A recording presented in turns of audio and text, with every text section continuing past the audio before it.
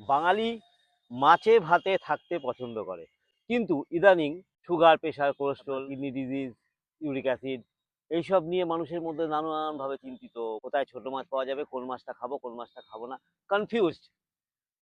যে কোনো মাছ খান, বড় মাছ খান, ছোট মাছ খান, মাছের মধ্যে থাকে ওমেগা 3 ফ্যাটি অ্যাসিড, যেটা আমাদের হার্টের পক্ষে খুব ভালো, শরীরের পক্ষে খুব ভালো। হ্যাঁ, এবার আপনার হাই বিপি আছে, নুন জাতীয় মাছ, যে মাছটা ফ্রিজ করা আছে, নুন দেওয়া আছে, সেই মাছটাকে অ্যাভয়েড করুন। অথবা যদি খেতে ইচ্ছে করে, বাড়িতে নিয়ে গিয়ে 1 ঘন্টা জলে ভিজিয়ে রেখেছে, নুন জলটা ক্লিয়ার করে তারপরে মাছটা খান। আপনার ডাইজেস্টিভ অর্গান আপনাকে বলে দেবে যদি আপনার কোনো মাছ সহ্য না হয়। যেমন লোটে মাছ অনেকের সহ্য নাও হতে পারে, খাবেন না, অ্যাভয়েড করবেন। আমুদি মাছ নুন বেশি থাকে, একটুখানি নুনটা এদিক ওদিক করে আরামসে খেতে পারেন। মাছে ভাতে থাকুন, বেঁচে থাকুন, সুস্থ থাকুন, শরীর চর্চা করুন নিয়মিত, তাহলে সব খেতে পারবেন।